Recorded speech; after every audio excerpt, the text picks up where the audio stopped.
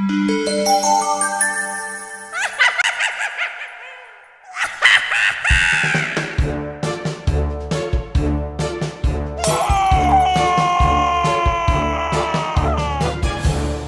think everyone wonders what they would do if they saw a ghost.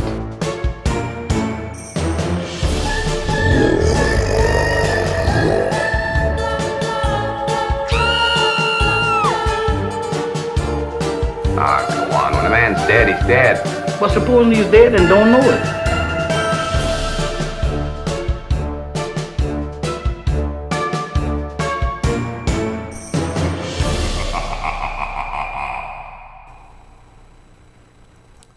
Greetings and salutations.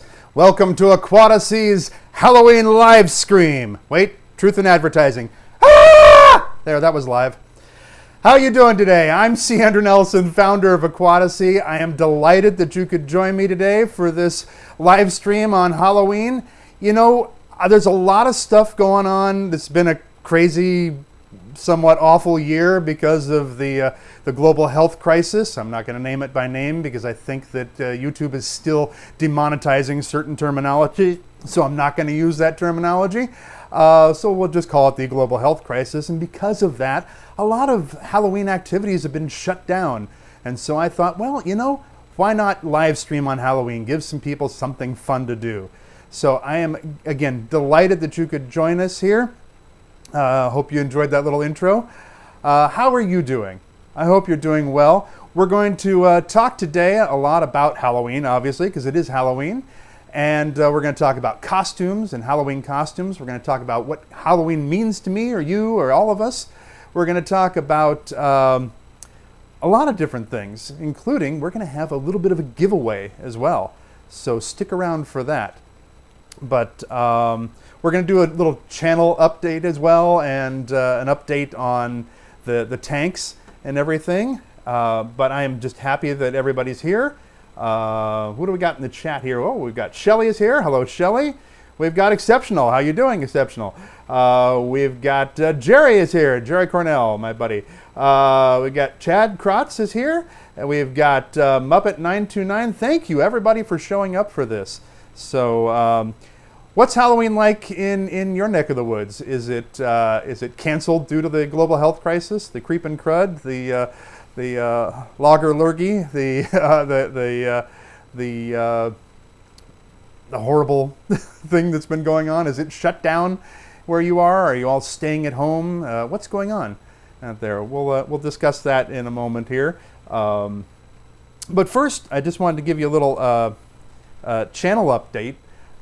You may have noticed that it hasn't been a live stream for a while. I try to do the live streams once a month.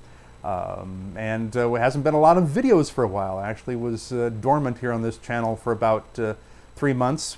We just had to take some time off to take care of family stuff. And so that's why I've been away for a while, but now we're back. And you may have seen there's been a couple of new videos that have been posted the last couple weeks, and we're going to try to keep doing weekly videos for you. Also, if you go and check out my wife's channel, Cornbread Wisdom, you'll see that there's actually weekly content there now too. So we're going to keep that up as well. We are a YouTubing family. So, how are we doing? How are we doing here? Let's bring up the chat for a moment here. So let's see everybody. Look, there's everybody. Jerry says, "Woo!" And so it begins. Yes, we are beginning the live stream now. Chad says, "Hello and all. Don't forget to hit the like on the way in." Thank you so much, Chad. Thank you. Thank you for reminding people to hit the like. That does help. It really does help a lot to like these videos and to subscribe and watch them. It's been a crazy time this year because of the global health crisis, and the industry that I work in, that my wife works in, has been essentially shut down since March. That would be the entertainment industry. For those of you who are just joining this channel and haven't seen this for the first time, that's where my wife and I work. We work in the entertainment industry, in film and television and games and commercials and that sort of thing, voiceover and such. And it's been crazy because the whole industry just shut down. And so, it has given me a little bit of time to do some stuff with this channel and to do some things behind the scenes to be able to make better videos for you. So let's see, who else is here? Yes, Allison. Yes, Exceptional is Allison from Facebook. Yes, I know. I remember. How you doing, Allison?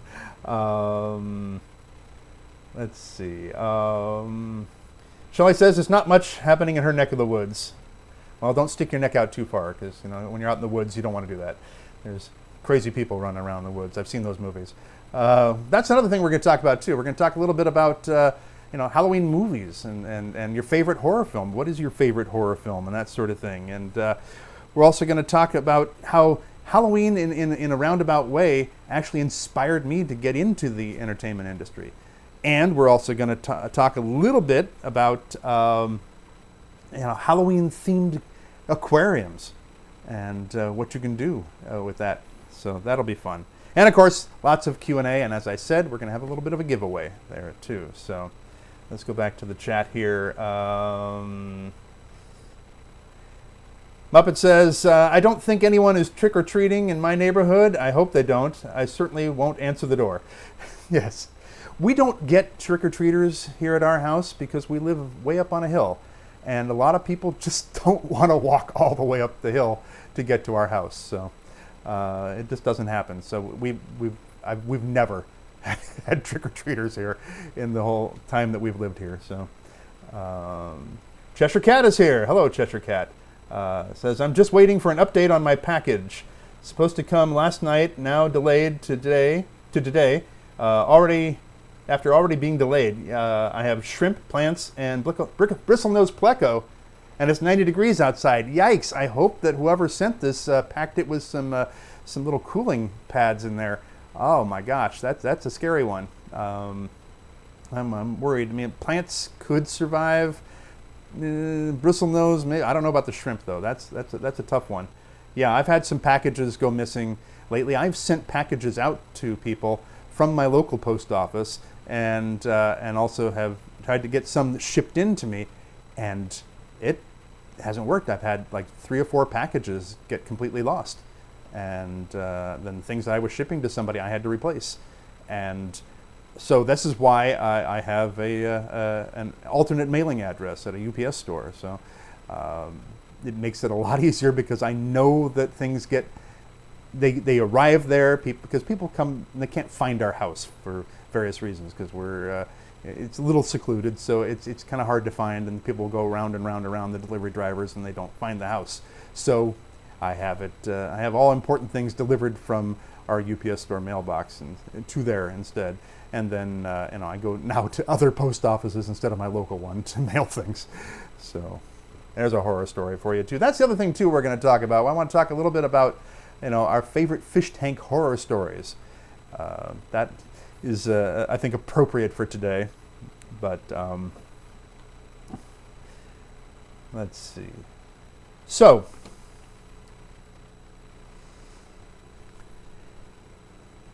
a little bit of a channel update. So I'm giving you the channel update that we've been kind of on hiatus for about 3 months, just to be able to take care of family stuff and have some family time together, and just kind of needed a break also too. But as people have been asking me, how are the tanks doing? Some of the tanks are doing fantastic. Other tanks are a hot mess right now. So if you look behind me over here, you will see that the Thailand project is absolutely thick with plants because I haven't really done much on it, much maintenance, and I was gifted some plants and they have just taken over. I've got needle-leaf java fern that you can see over here. This is that dark corner there. I've got tons of water lettuce that keeps, dwarf water lettuce that keeps growing in there and multiplying, and I keep pulling it out, but they keep coming back like zombies. I've got riccia growing in there, just all over the place. That I didn't even buy riccia. Somebody gave me some plants. And there happened to be a little bit of riccia in there. Excuse me. There happened to be a little bit of riccia in with it. And I thought, okay, well, I'll just kind of tie a little bit of that to a rock and see if I can get it to grow. It didn't grow. It didn't stay tied to the rock.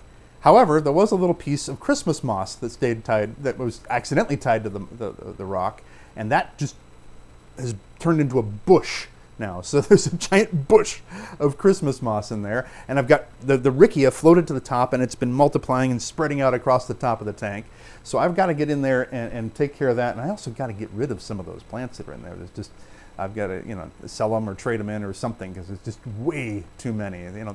It's the gift that keeps on giving. So I've got a lot of that in there. Other things that are going on with the tanks, I have some very good news, which is that the 20-gallon tank, the famous 20-gallon tank that I started this whole channel with, that I have been threatening to rescape, it has been rescaped, it has been planted, and it has cycled. It is ready to go. So I can move these little monsters down here that are in my quarantine tank that, oh, you're not going to talk to me today. Fine. Okay. Good. So they can go back into that tank in there. So I'm very pleased about that. And it's looking good. I'm very happy with it. It's interesting. To give you an idea of the process that I go through when I'm scaping tanks, I was going to keep the same hardscape layout and just add a few rocks and add a little bit of driftwood, but the same basic layout that I've had in that tank for 20-something, 30-something years. I still have that same layout. But when it came down to the plants, I ordered some plants online from planetaquariums.com, and I also ordered some from aquariumplants.com. So Planet Aquarium Central was one of them, and some from Planet Aquarium or aquariumplants.com. I'll put a link in the description after this is over. Both very good places. So what I ended up doing was I took if you can see that, I took a still image in black and white, so I'm not distracted by the colors, and I drew in where I wanted to put the various plants, just to kind of feel it out and everything, so that I wasn't going in there blind, because these are all new plants. I used to have Anubias and Java fern in there, and those are not Brazilian plants, and I'm doing this as an all Brazilian tank now. That's kind of the bee in my bonnet, is always that I want to do themed tanks that are themed around a particular country. So I'll pick a country like Thailand or Brazil, and then all the fish and the plants and the invertebrates are from that country. It's just an interesting little challenge to me. So that's the good news. The bad news is I have some interlopers. I've got in both the Thailand tank and in the new, now I guess the Brazilian project, the 20-gallon tank, I have snails that are not indigenous to either of those countries.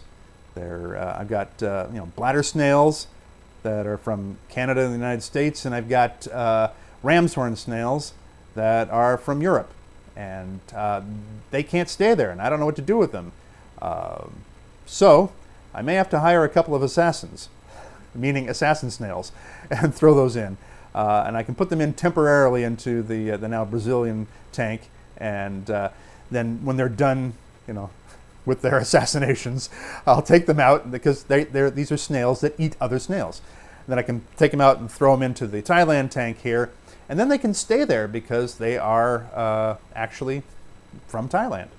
So that's good. Now, my daughter's tank is kind of a real mess right now. It's just overgrown with hair algae. I mean, it looks good, and it's in great shape, and the fish are doing fantastic that you saw in previous videos, but it's just a mess with hair algae right now. But the way to get rid of algae, if you want to get rid of any kind of algae, or at least minimize, you can never completely get rid of algae, it's always there, is to do a lot of water changes. Just keep doing a lot of water changes. But another neat little trick is if you get a bottle brush, especially if you've got hair algae, if you got a bottle brush, like you would clean a baby's bottle with, and you stick it down into the tank, you swirl it around, it'll catch all of that algae, you can pull it off, throw that away, and do it again, and keep doing that, and then do your water changes, and eventually you'll get it to go away. And that's where I'm at right now. I'm doing the swirling and stuff, and it's kind of a nightmare, but it's got to be done. And my son is his tank is doing pretty well. It's got some algae, but it's nice and healthy, and his goldfish is doing well there. So, but then I have, of course, the quarantine tank, which is, it's running along nicely. I call it Ellis Island, and it's doing well.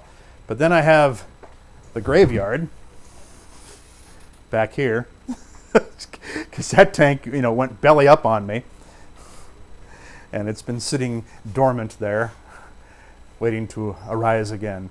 So I have to take that one down, break it down, and set it back up again. All it is now is just a spot for more dwarf water lettuce to grow. So let's go back to the chat here for a moment. So Lou is here. Hey, Lou, good to see you, buddy. Nice to see you. Lou is a fantastic musician and a great fish hobbyist, somebody who's always inspired me. And if anybody could convince me to get African cichlids, it's probably Lou. So, because I love his tanks that he's had over the years and everything. But he plays good old New Orleans jazz, and it's fantastic, which is my favorite music on the planet. So good to see you, Lou. We got a lot of people saying hi, a lot of people saying, hey, good idea.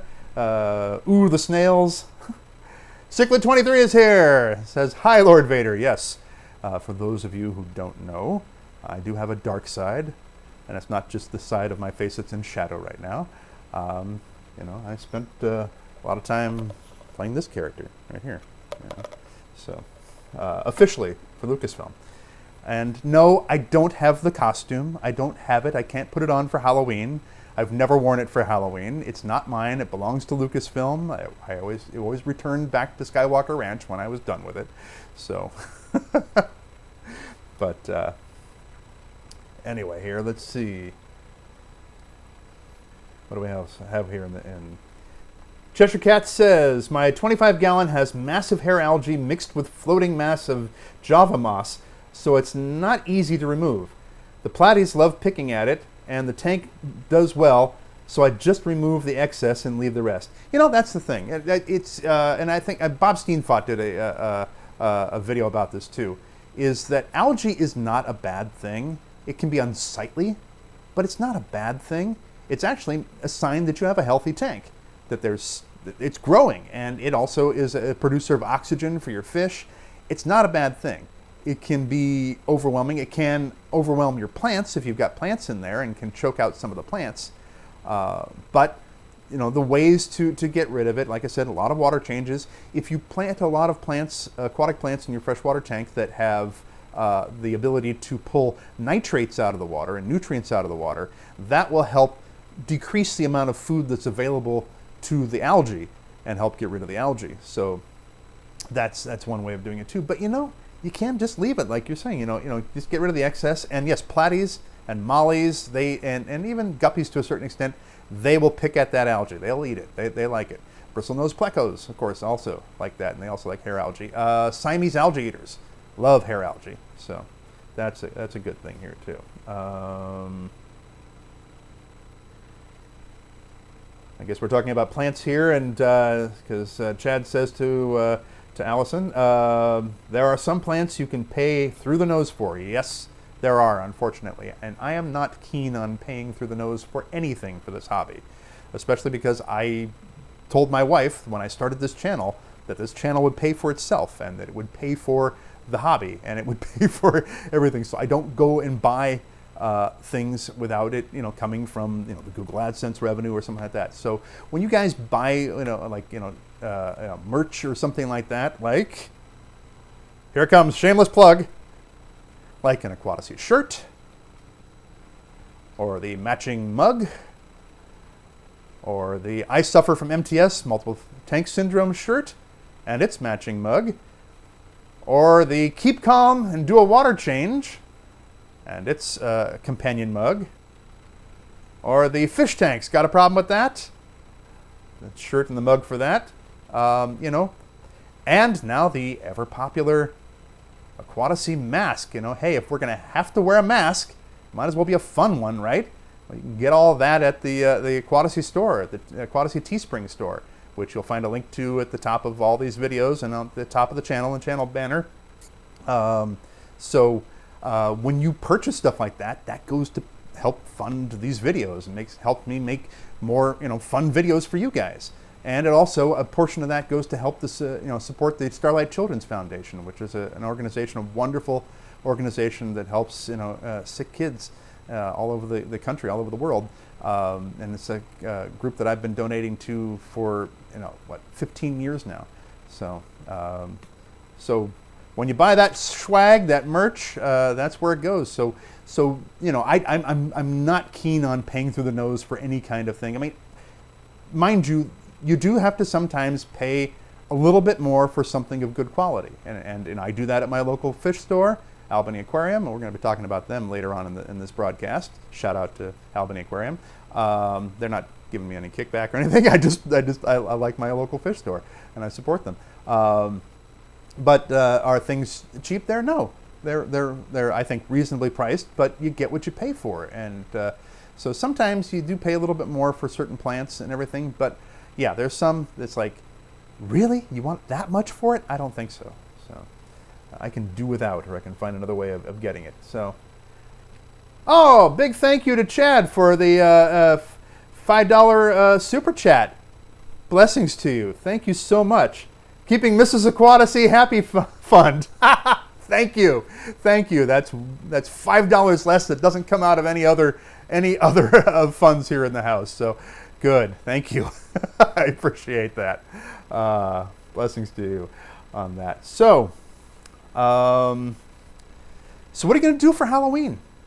I mean, is Halloween already passed in where you are right now? I mean, where are you in the world right now? I mean, I'm here in the San Francisco Bay Area, so out here on the West Coast. So, it's about 5 o'clock in the afternoon now, and so normal. If this is where we're a normal Halloween time, we wouldn't have festivities quite yet, except for maybe the very young kids. But what do you plan to do, or what did you do today? So I'll tell you what we plan to do. My family and I, we're going to sit down and watch some movies. My wife has expressed an interest in watching things like Nightmare Before Christmas or The Corpse Bride, some Tim Burton animated stuff there, fun stuff, and we'll probably do that kind of thing and pop some popcorn and sit back and have a nice time at home. What do you plan on doing besides joining us here for the Aquatasy Halloween live stream? I won't scream again. Don't worry about it. So Allison's in Glasgow. Yes, it's just gone midnight. Yes, I was going to say it's pretty late there for you. So Halloween is past now. So for you, did you have a nice Halloween, Allison? So Susan's in Alabama. Okay. So it's dark there already. So is there anything going on in Alabama for Halloween? And Shelley's up here Shelley's here in California as well, and not planning on doing anything. Just going to stand there and wait for it to be over. That's what we're going to do. Here we go. Watch The Mandalorian. Yes, season 2 of The Mandalorian is out now on Disney Plus, and yeah, I'm hearing great things about it. Great things about it. That whole show is just amazing, just wonderful. Susan says she's been watching Hallmark movies. Are they Halloween-themed Hallmark movies? Oh my gosh, I'm trying to imagine what that would be like, because that's an interesting concept. Because starting tomorrow, 1st of November, it's on Hallmark. It's going to be just non-stop, solid Christmas movies. That's what they do every year. It's just, Christmas movies forever. So, so Nano Reaper is here. Hello, Nano Reaper. I cut some firewood, did some water changes, fed the koi pond, filled the bowl with full-size candy bars, and waited for trick-or-treaters that never came due to length of driveway.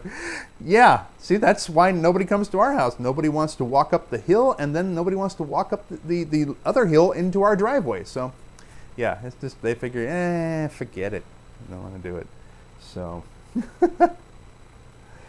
they have, okay, so Susan says that they have on the Hallmark channel, they have mystery movies on the Hallmark app right now. Oh, okay, that's cool. That's cool. I like a good mystery movie. So,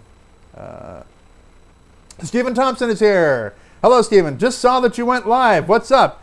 Well, okay, that was about a half an hour ago. Should I start over again? No, I won't do that. Watch the playback, Stephen. You can see the fun intro and everything. So, Shelley wants to know, have I seen It or It Chapter 2? No, I have not. I saw the original miniseries from, in the 80s or whenever it was, but I have not seen It or It 2. I was sent screener copies of them from either the Screen Actors Guild or the Visual Effects Society, whichever one it was that sent them to me, because we get those in awards season. We get these screeners from being in the unions and guilds, and I have just never watched them. Here we go. Charlotte Keller is here and said, watched Galaxy Quest yesterday. Yes, there you go. Galaxy Quest. My absolute favorite film and my favorite project that I've ever worked on. Just wonderful. Absolutely wonderful film there. Never give up, never surrender. Just, I so happy about that. So,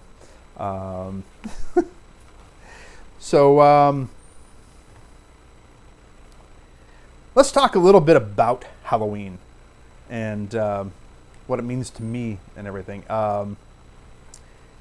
When I was a kid, I loved Halloween, and because it was fun. It was just silly fun, and they made a big deal about it in school, and we had all kinds of arts and crafts projects, and that was always inclined that way anyway. My mom and I did a lot of arts and craft projects at home, and just making all kinds of things. So it was like an extension of that, and it was fun.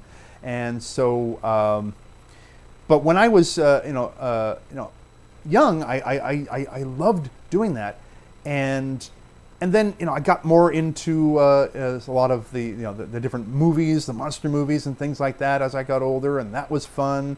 And Halloween became a big deal. But then the 80s and 90s rolled around as I got older, and things started to change, and Halloween started getting stranger and weirder and darker and bloodier, and it didn't interest me that much. And in fact, just even a few years ago, maybe 4 years ago or 5 years ago, it was pretty horrible, bloody, disgusting stuff. We would go drive around the neighborhood, and there was a house near here that just, it looked like somebody threw a body into a wood chipper. It was just that horrible out there in front of their house. It was terrible.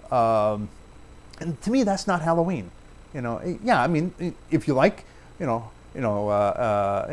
slasher films and things like that, then I'm not going to slight you for that. But for me, that's not Halloween. Halloween is more about spooky fun rather than blood and guts and gore and everything. So, but an interesting thing has changed. It's now I'm seeing a big return to Halloween being the sort of the silly fun that it was when I was a kid.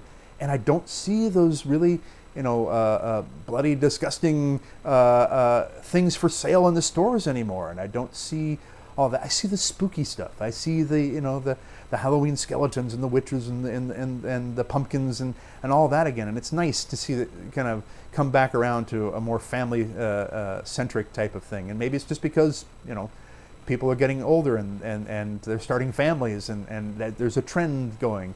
But it's back to where I feel like I can enjoy Halloween again. And then we get the global health crisis. It shuts Halloween down. Thanks a lot. So, but so that's how I feel about Halloween. That's what it means to me. It reminds me of my childhood, which was fun. And also, what I loved about Halloween was Halloween costumes. Halloween costumes was a big deal for me as a kid. And I started dressing up and trick-or-treating probably around the age of, like 3 or so. I remember that, well, I don't remember it, but my mother and my grandmother telling me this, that that when I was very young, probably about 3 years old, I kept saying, no, I didn't want to trick-or-treat, I didn't want to trick-or-treat, I didn't want to trick-or-treat. And then at the last minute, I decided, I want to go trick-or-treating. And so my mom had to quickly create a Halloween costume for me. And my mother is very resourceful, very artistic. So I get a lot of my artistic sense from her. And she quickly grabbed, we were over at my grandparents' house, and she quickly grabbed some of my grandmother's towels. She had 2 towels that were black towels. It was a thing back in the 60s, black towels.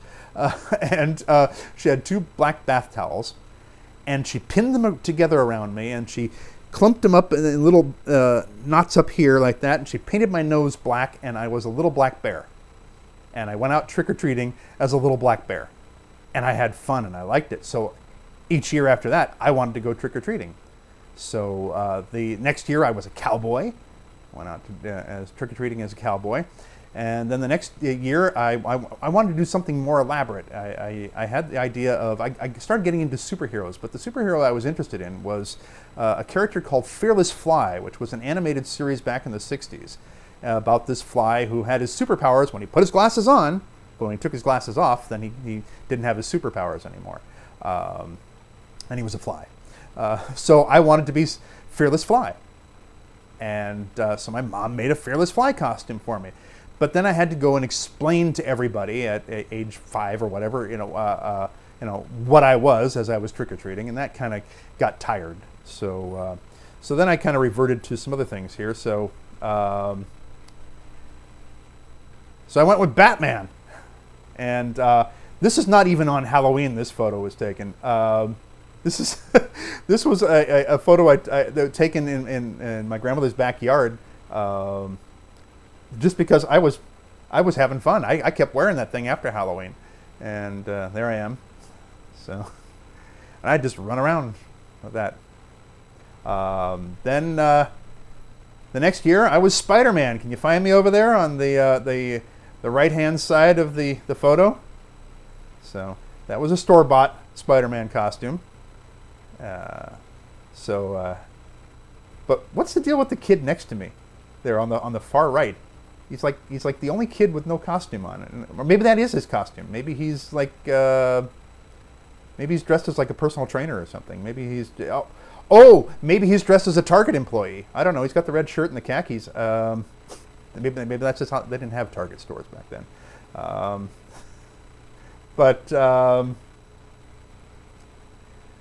So then the following year, I wanted something. I was tired of the off-the-shelf stuff, so I wanted my mom to make me a different costume. So she made me a Kermit the Frog costume. All right, brace yourselves. This is pathetic. There you go. So there was my Kermit the Frog costume for Halloween. Yeah, not flattering at all.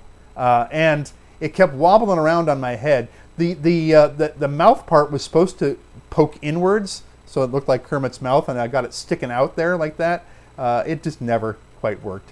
And the nostrils are actually my eye holes, so I could see, and I couldn't see a darn thing, no matter where I was going. Yeah. Allison saying in the chat here, yeah, that's epic.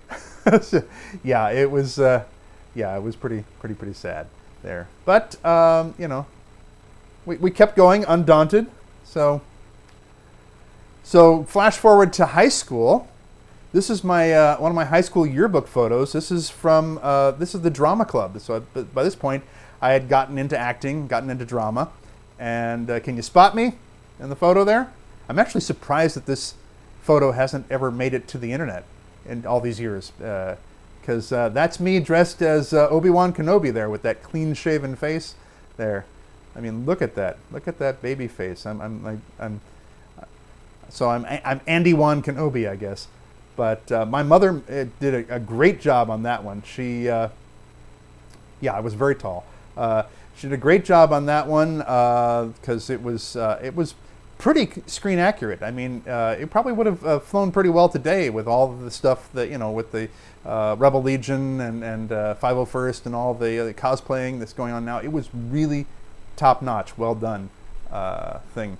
So that was so I was on the light side before I was on the dark side.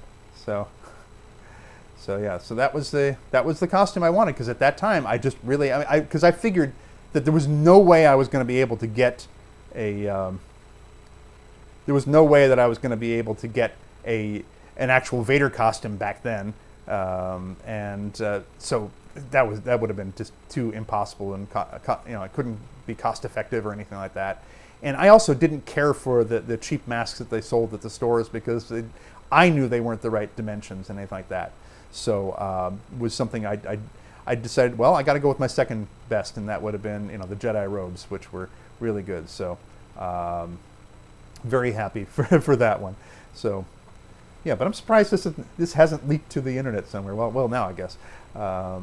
So then, also in high school, there I am. So I had a love of costumes. I got into acting because I loved costumes, and that's me as the character of Doc Marlowe from the play Jabberwocky, which was a play written by James Thurber, based on his novels, mainly his novel My Life in Hard Times. And I was playing Doc Marlowe, who was an Old West snake oil salesman who had never actually been to the Old West and was all posing and ripping people off and everything like that. But yeah, that is a fake beard and mustache. I did not get my real beard and mustache until many years later. But my mom actually made that coat, sewed that coat. It's not real suede. It's faux suede, because it would have been too expensive to get real suede. And the hat is one that I actually purchased at Disneyland. It's a very high quality hat, and actually, here's that hat today. It sits on top of my my Darth Vader phone that's over here in the corner that is not hooked up. It's a landline. I don't have a landline anymore. But yeah, so that was but I loved costumes. That was why I became an actor, because I in the beginning is when I was a 10-year-old kid and I did my first play. It was like, what? They'll pay you to wear a costume? Fantastic! I'll do that. Sign me up. So there I am. Now I had always wanted to do a Dracula costume, because I was a big fan of Christopher Lee as Dracula. And I thought, wow, that'd be cool, and I'm tall, and this would be great, and I can do that. And so I asked my mom to help me. By this time I'm 18, and I'm getting ready to go to college and everything. And I asked her, can you help me put together a Dracula costume? Because Christopher Lee was, to me, the ultimate Dracula. And I thought, this is so good, and it's like, so I wanted to do a costume like this. This is Christopher Lee in his Dracula costume, and my mom did a great job.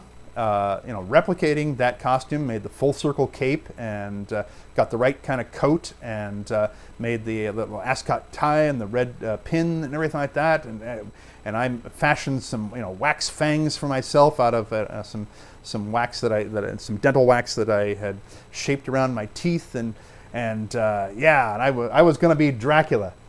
Yeah, not quite so much. Look at that baby face. Oh my gosh. I look like I'm 12. Look, I swear I'm like 18, 19 years old, and I look like I'm 12. But the costume's pretty good, though. Costume turned out good. I mean, it matches. Sorry, that picture's a little dark, but yeah. So, as far as cosplaying and that sort of thing, screen accuracy, it was good. And of course, it wasn't even called cosplay then. It was just called costuming. But yeah, I'm not quite selling it as Mr. Menacing there, and it's like looks like it's nap time for me or something. So, but I kept wanting to do costume type stuff, and I loved Halloween, and those two kind of combined and helped me want to become an actor and everything. So that's that. We'll go back to the costumes in just a moment, but somebody here has a question they want to ask. Sammy has a question. I pronounce that right? Has a question. Yes, you can ask fish-related questions anytime you like here. That's what this channel is all about. So go right for it there. Yeah, so I've just been a big costume fanatic all my life, and it's part of what got me into acting and everything, because I got a chance to wear a costume here. So what else do we have here? As we're waiting for the question, Ruben's here. He says, "Wow, what a head!" Yeah, it's the angle of the photo. Somebody was kind of looking down at me. They were standing up high. I took that photo, so I look like a big bobblehead, big, bobblehead. So, Allison says I look like Eddie Munster. Ha! That's funny. It's funny. I've actually never met Butch Patrick. I have many mutual friends. John Provost, who was Timmy on the Lassie TV series, another child actor. John is a very good friend of mine, a very dear friend. He and his wife Lori, and they know Butch Patrick. I've never done a show with Butch Patrick. I've done shows with other people that were involved. Felix Silla, who was on the Addams Family, and others that were on the Munsters, and other people that were on shows of that time period. I've done a lot of conventions with them, but I've never run into Butch Patrick, and I think he's great. I love all the stuff that he's done. But let's see here.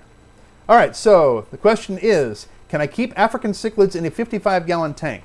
Yes and no. It depends on what type of African cichlids you want to put in there. And I'm not the biggest expert on African cichlids. I mean, if you want to keep some of the smaller ones, like the Julies and everything, sure. If you want to keep, some of the shell dwellers, absolutely. That would be fine, for that sort of thing. If you want to do West African cichlids, some of the Congo cichlids, like jewel cichlids and things like that, or crebensis or things, absolutely, no problem in a 55-gallon tank. But if you want to do, the classic African cichlids and that sort of thing that you see, I think you could do some if they're smaller there. But I think you're going to be pushing it, because one of the things that you need to do with African cichlids, a lot of them, to kind of keep the peace, is you have to kind of overstock the tank, because that helps to throw off the aggression. If you just have a few African cichlids in your tank, and I'm talking about again the classic African cichlids, the haps and that sort of thing, in the mbunas and such, if you have just a few of them in a tank, they're going to start fighting. But if you have a whole bunch of them, they intimidate each other to the point where it's like nobody wants to be the one that throws the first punch. And so it works to your advantage to have them overstocked. But if overstocking a 55-gallon tank with fish that get that big or so, or bigger, that's probably not a good idea. You probably want to go a little bit larger. I'd say like a 75 would be better than that. But if you still want to do African cichlids, go with some of the Julies, or go with the shell dwellers. They're a lot of fun, stuff like that. So, Lucas Studios, hey, how are you? It's the end of my birthday month now. Aw, I'm sorry. How are your fish doing? My fish are doing pretty good. They'll be happy to be able to move from the Ellis Island quarantine holding tank back into their 20-gallon tank, which is now fully escaped and cycled and everything, and is awaiting them. So after the first of the month, that's where they're going. And yes, there's a whole video for that. I've already shot the whole breakdown and build up and planting and everything like that for you. So Sammy says, I'm going to get 10, so the attention is not on like one fish. Yeah, that's important. You really do have to get a bunch of them. And you might just look at it, I mean, if you get them young and you get them small, the 55 may work for a while, because you can kind of consider it like a grow out tank. And to a point where when you can afford a bigger tank or something. The one thing that I say usually I make a recommendation for anybody who's getting any tank, especially people who are like new to the hobby and want to get a tank. But anybody, when you're going to get a tank, please always try to get the biggest tank that you can possibly afford, both as far as budget-wise and space in your home, because the larger the tank, the easier it is to maintain. It really is, because it starts to take care of itself, and it doesn't pollute itself as easily as, like something like that over there, that tiny little thing, which quickly went foul on me. What happened was that the filter went bad on me. It conked out, and the tank fouled up like that, and I didn't know it. I didn't know that the filter had stopped. And so I lost a couple of zebra danios that I had in there. Saved 3, lost 2, and that was sad. But yeah, so okay. So Sam says I do have a 100-gallon, but that's only for Oscars. Yeah, you kind of need the big tank for the Oscars because Oscars get big. I'm actually working on a video about that, about big fish. So stick around for that. So Lucas Studio says awesome. I just got some platies about a month ago, and I've got some fry in a grow out tank at the moment. That's great. I love platies. I haven't had platies for a long time, but they're a lot of fun. Platies. I also miss having swordtails. So actually, I miss having live bearers altogether. We haven't had any live bearers in the house for quite a few years, and my daughter had Endler's live bearers, and those were a lot of fun. I love the Endlers. But I used to keep guppies for years, and I kept mollies and platies and swordtails and everything. But yeah, platies are great, and they're easy fish to take care of. They really are. So a great beginner fish. So going back briefly here to the whole costume idea and Halloween costumes. Oh, that's sad. We got to move on to the next one here. Now, when I got to college, that was great because then I got to, I was in drama in college and I got to wear all kinds of cool costumes. And so this is one. This is from a production of Frankenstein. Speaking of Halloween type things, this was a production of Frankenstein that I was in. That is me on the left-hand side of the image there, 18 years old, playing the old man because I was tall and everything. That is my mother in the middle, believe it or not, my actual mother, the one that was making all my costumes for me there. And she was playing my daughter. She was playing Elizabeth Fanshawe, who becomes Elizabeth Frankenstein. That's my stepfather on the right-hand side of the image there. He was playing Victor Frankenstein. And so I was playing my mother's father, or I was playing my own grandfather. Yes, I'm my own grandpa. Yeah, so it was kind of an interesting thing, but that is not a real mustache. I had to have mustache and sideburns glued on. I was in about an hour and a half of makeup every night when we were doing this play, but the costume is wonderful. So this is the kind of costume that I absolutely love. I absolutely love clothing from the 1800s is a big favorite of mine. So, if you'll know when I win the lottery because I'll be wearing that sort of thing all the time on the channel, or I'll be wearing steampunk or something like that. So yeah, that was how Sean Peck from Peck Tech and I kind of got to be friends in the first place, is because we both have a love of steampunk and costumes and fish tanks and everything. So. And moving along, there I am doing a sort of a Renaissance type costume. Look at that handsome dude. My gosh. Back when I had a full beard. That is a real beard. That's my real beard and mustache then. So we were doing something there. But I just love costumes. And there I am from another college production, Servant of Two Masters, which was from the 1600s. Written by Carlo Goldoni, and I was the servant of the two masters. It was a very comedic, commedia dell'arte type production there. And there I am as Lewis Carroll from a production of Alice in Wonderland that we did. And I'm a big fan of Lewis Carroll and a big fan of that time period and then the Alice in Wonderland stories and everything. So I got to play Lewis Carroll, who then becomes both the Caterpillar and the Mad Hatter in Wonderland. So that was a lot of fun. There I am in another production in college there.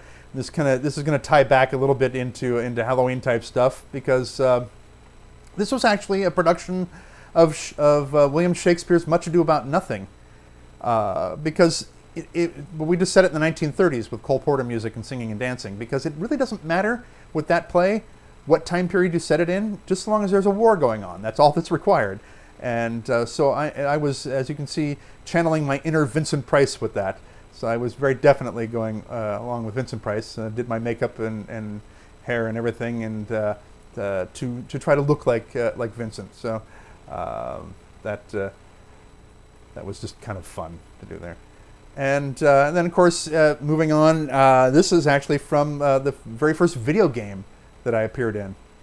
This is from a game called Wrath of the Gods, which is a very funny adventure game, and I have I'm playing a character called Skyron, who is the big mean tough guy. It's pretty sad, pretty pathetic. Yes, that is a wig. That is not my hair. My hair is pushed up over the wig in front, but that's a wig. So don't worry, I didn't go off and join a metal band or anything. And then, of course, the costume that I was, very blessed to be known for wearing is the Darth Vader costume. That is me at Skywalker Ranch, dressing in the costume. You can actually see some stormtrooper parts in the background there. So, it's kind of what got me into the entertainment industry in the first place was my love of costumes and my love of filmmaking and everything.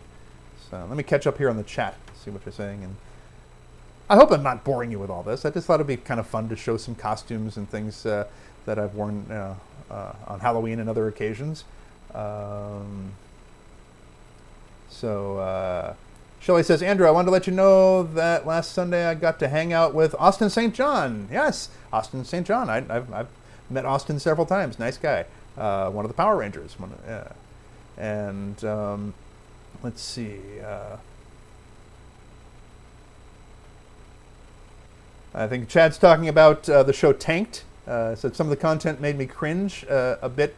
But cool to watch in a while. Tanked is an interesting show. I have a love-hate relationship with that show because I love those guys and I love their business, and they have a fantastic business. They do some wonderful custom tanks and everything, and they know their stuff.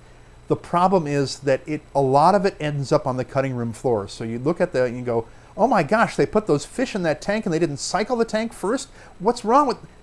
They do stuff like that. They do take care of it. They monitor it and they make sure it gets cycled. They do a lot of things to but a lot of that stuff ends up on the cutting room floor. And I've seen those guys interviewed and they talk about that, and that's been one of their frustrations with the show. But they only have so much time for each episode, and the network says, hey, we don't want to see all that stuff. We don't want to see all the boring stuff. We don't care about the nitrogen cycle. That's not entertaining because that's not. It's not people like us that are aquarists and hobbyists that are watching that show primarily. It's homeowners and just general people that are watching. So, but it's kind of a fun show. I enjoy it. Nano Reaper says that they're going to be dressing as Sir George Eliot, an admiral in the British Navy during the Napoleonic and Opium Wars, complete with cutlass and brace of 1800s single-shot pistols. Cool costume. I love that. Sammy has another question. Go for it, Sammy. Go ahead. Go right ahead. Ask away.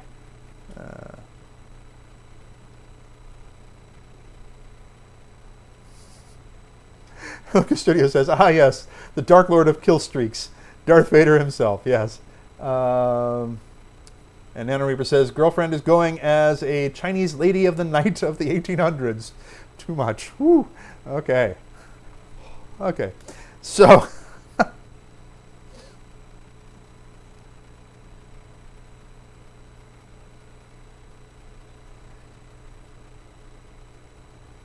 So let's see here.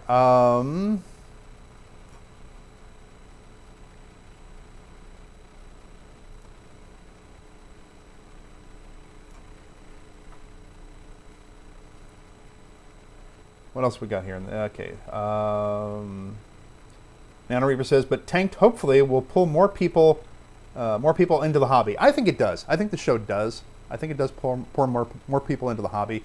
The trick is to make sure that those people get informed once they do, because people will watch a show like Tanked, and this is the double-edged sword of it, is they will watch a show like Tanked, and then they go to their local fish store and or their local pet shop, which is usually where they end up, and they don't really know anything about fish, and they just go and buy something, and then the employees there don't really know anything about fish. I mean, once in a while you get lucky and you find someone in the fish department that actually knows something, and then they buy stuff and they're not prepared, and they set up the tank and they put the fish in it the same day, and then the tank isn't cycled, and the ammonia builds up and the fish die, and they wonder what happened.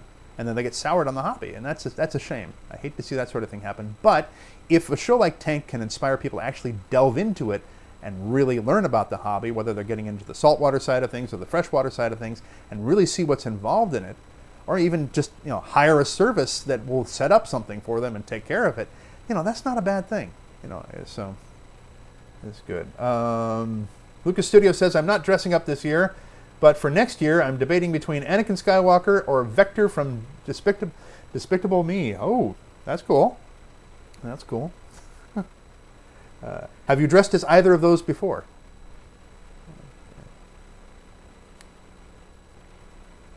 Shelley says, I remember the very first time I met you, Andrew. It was such an awesome experience. Aw, thank you. Thank you very much. You are awesome, too. Okay, we got one vote for Lucas Lucas Studios to dress as Anakin. Yeah. I'm going to stay out of it because I'm kind of partial. So.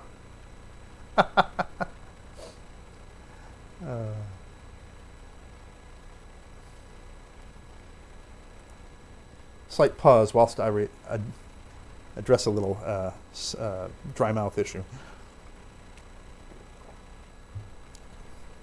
So did you put up any Halloween decorations around your house or outside your house? You know what I'm actually seeing, and I started seeing them earlier this week, is I started seeing Christmas decorations going up.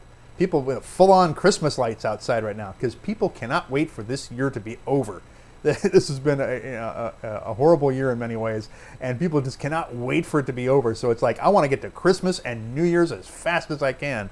So right now, it's like on like 3-4 blocks away from my house, there are houses that are like right across the street from each other that are like dueling. One's like all decked out with Halloween stuff and projections and things like that. The other one's all decked out with Christmas stuff. So poor Thanksgiving gets lost in the shuffle. So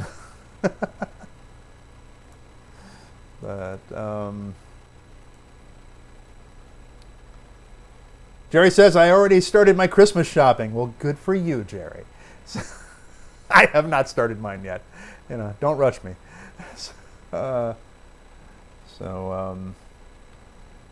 Cheshire Cat says, I wanted to have my dog, I like that, a cat owns a dog. I wanted to have my dog wear a skeleton costume to match mine, but I couldn't find one for his super deep chest. Yeah, that happens. It's kind of hard to get. Not one size does not fit all dogs. You kind of have to go bespoke and get one that's tailor made for your dogs. It's true, or to get one and adapt it. Allison says, I once dressed up as an army soldier and put the real camo makeup on my face and had an allergic reaction to the makeup. Looked like I had been stung in the mouth. Oh my gosh, that's horrible. Yeah. Makeup can be wonderful, but makeup can do some nasty things to you too. I've done some heavy makeup. I've done some prosthetics and things like that to make me look like creatures and things. And you really got to be good to your skin and careful with your skin and everything like that. But yeah, once in a while you have a bad reaction to something, and yikes. Nana Reaper says they put out a scarecrow and a pumpkin. We used to have a scarecrow, but it has finally fallen apart.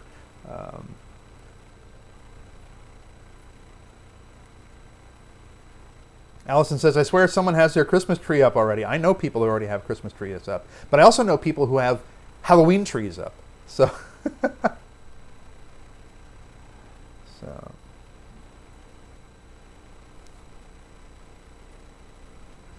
okay, I missed a question here. Let me go back and take a look at it. I'm seeing somebody's response from it.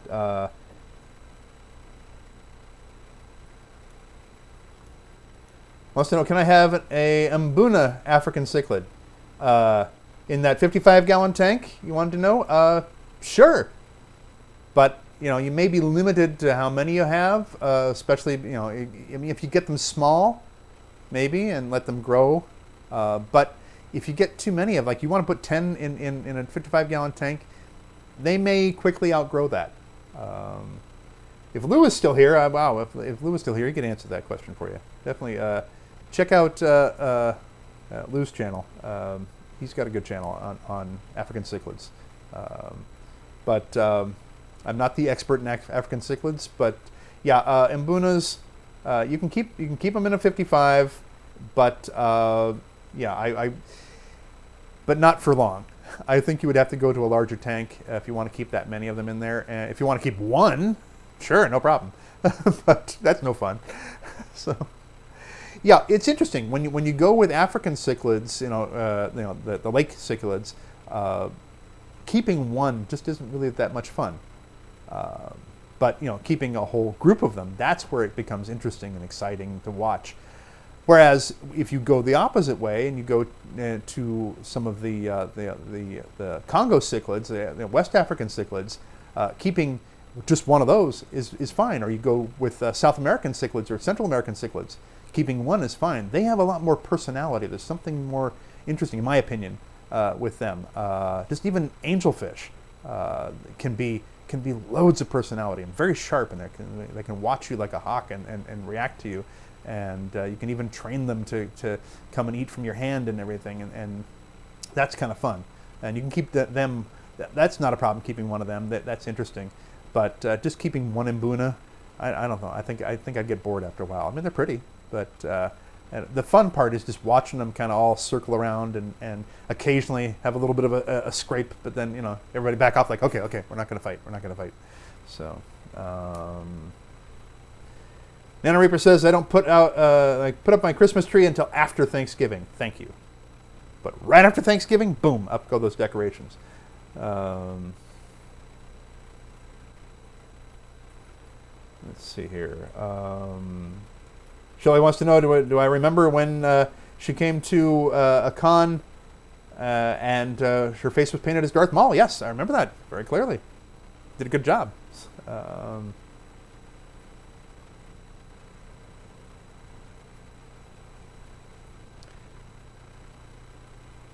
So, I had a slideshow all set up to show you, and I don't know where it is now. What did I do with it? Is it still here? Oh, there it is. Okay. So, let me go back here for a moment. So, speaking of Halloween and spooky things and stuff like that, one of the reasons I got into the entertainment industry was this guy here. This is Bob Wilkins. He was the host of a local horror show here in the San Francisco Bay Area called Creature Features. And every Saturday night, Bob would come on the air in the 1970s, and he would you'd have this big build-up of the spooky opening and things like that. And then Bob would be sitting there in a big yellow rocking chair in this creepy attic and smoking this big cigar with his big thick glasses. There he is. And he'd come on and he'd say, well, we've got a real stinker for you tonight. You probably shouldn't watch it. In fact, here, let me look at the TV guide and see what's on instead that you could watch instead, because you really don't want to watch this movie. And then, of course, because of that, oh my gosh, we wanted to watch the movie. All of us wanted to stick around and watch the movie, no matter how bad it was. But Bob was so cool because he would bring in all these guests, and he was a funny guy with a wry sense of humor, very low key, and not like, he wasn't a horror show host that had a lot of, like he didn't play a spooky character or something like that. I love those kind of hosts too, like Elvira and Svengoolie and stuff like that. That's wonderful, but Bob was interesting in the fact that he went against the grain and was just himself. And he had this great little sense of humor and a little twinkle in his eye. And he would show wonderful monster movies and things like that. And he would bring in guests to be interviewed. He'd have people like Vincent Price and Christopher Lee and Peter Cushing. And he'd have filmmakers like George Romero and John Landis and others. And and George Lucas was someone who watched Creature Features also. He got the feed coming from, Bob also did the show up in Sacramento too. He did two different shows, and it was shown on two different stations, but it was all Creature Features. And George Lucas would watch that when he was in Modesto, as a youth, and it inspired him to become a filmmaker. And I would watch the show, and then I remember one time, it was right around Halloween too, that Bob showed this really awful movie. this terrible film. And I saw him the next day. He was doing a signing at a local collectible shop. And I said to him, we had talked before because he knew I did some animation and things like that. I was doing stop motion animation and such. And I said to him, boy, that was a real stinker you ran last night. And Bob looked at me and a little twinkle in his eye and he said, well, then you'll make me a better one, won't you? And when Bob said something like that, he meant it. And that inspired me and inspired a lot of different filmmakers. I've heard Tom Hanks say that he watched creature features when he was growing up. He grew up in Oakland and everything. So, Bob was very instrumental in me wanting to get involved in filmmaking and show business and things like that. So, and then he was followed up by John Stanley, my friend John Stanley, who took over the show in the 70s and everything. And then in more recent years, the show has been brought back, and I actually got a chance to be on the show, which was very cool. You can find the episode on YouTube. There's the current host, Vincent Van Dahl, and they've got a wonderful set now. Fantastic. That's me as a guest on the show that night. So it's kind of come full circle that all of this, full circle to me being able to take my love of Halloween costumes and costuming and become an actor, and then because of that, meet up and meet these horror show hosts and have that inspire me to become working in film, and then be on the show that inspired me as a guest. So this right here, just to show you that yes, I do still occasionally go trick-or-treating or that sort of thing. This is from a few years ago. This is like from, I think, 2014 or so. That's my daughter dressed as a deer. So when she would, a car would come out and shine its headlights on her, she'd freeze. So, and that's me dressed as the, sort of slapped together a costume of the Seventh Doctor from Doctor Who. And my son, he didn't know what to do. He didn't know what kind of costume to do there, and he wasn't going to go out. We're obviously in Krispy Kreme. We were getting the free donut from showing up in a costume. And so my daughter got the brilliant idea of, okay, well, put on your suit, put on a white shirt, wear Dad's fedora. We actually had some glasses for him too from the dollar store, and then popped the lenses out on them, and he's not wearing them in this shot though. And we got him a Superman T-shirt, and he's Clark Kent. So there you go. So goes full circle from Batman to Superman there, huh? So there. All right. Enough about Halloween costumes and stuff. I won't bore you anymore with that. So what are we talking about now? So getting back to Sammy's 55 tank, Chad says, Sammy, if you want to keep a community tank in a 55, I'd go for a large school of some sort of tetras, cories, and find some kind of centerpiece fish. Absolutely. I wholeheartedly agree. I mean, if you have your heart set on African cichlids of some sort, you can get some of the smaller ones. The Julies are small and they stay small, and you can kind of build a community around them. But if you want to have cichlids of some type, certainly some of the West African cichlids, Cribensis, great for a community tank. If you want to go with some of the South American ones, Apistos, you want smaller ones, Apistos. But yeah, a 55-gallon is perfect for a freshwater community tank. Just fantastic. Tetras, cory catfish, some plecos. Don't get the common pleco because they get huge. But get some of the smaller ones like a rubber lip or a bristle nose or clown pleco or something like that because they don't get that big. And just enjoy that and have fun. But if you want to do African cichlids, the bigger African cichlids like Mbuna, I really would hold out for a larger tank, at least to 75. At least to 75. And then if you want to throw a pleco in, then you can get a common pleco, a big one. Make sure it's big already. So then, because they're kind of armored and spiked, and then the African cichlids will leave them alone. Or you can get some of the African catfish, the larger ones, the Cynodontis ones. So yeah, and Chad's also recommending shell dwellers. Yes, definitely, shell dwellers are great. A 55-gallon shell dweller tank would be a lot of fun. So,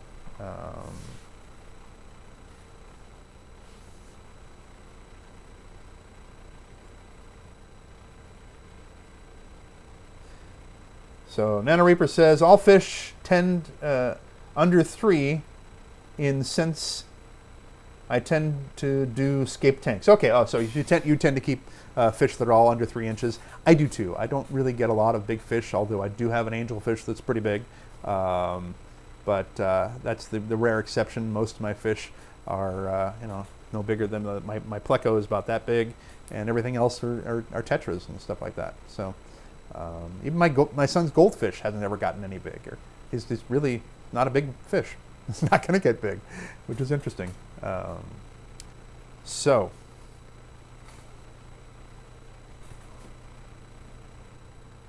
pardon me. I'm going to have a little more refreshment here. So you get to type. I get to speak. So my throat gets dry at that point. So,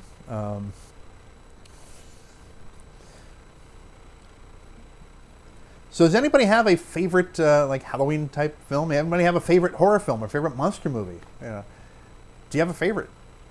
If it is, what is it? I'm curious to see. Nano Reaper says, I just got some black phantom tetras, one of my favorite species of fish. If I didn't already have Callistus tetras, the serpent tetras, I would absolutely go with black phantom tetras. I love them. I just love the shape of them. They, the same coloration as black skirt tetras, but they don't have the kind of ornery temperament that black skirts have. Black skirts can be real fin nippers if you don't keep them in a good, big enough number of them. But black phantom tetras are wonderful. Love black phantom tetras.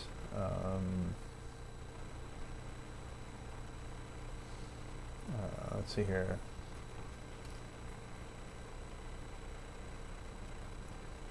So Sammy says, I have a 55-gallon and 20-gallon just to breed guppies and albino cory cats.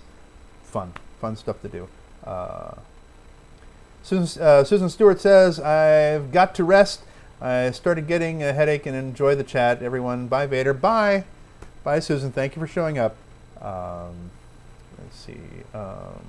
Stephen Thompson says, you should see my goldfish, my stingray or my piranha. They're much bigger than 3 inches. I bet they are. I bet they are. I've seen the photos of the tank there, so it's I know they're big.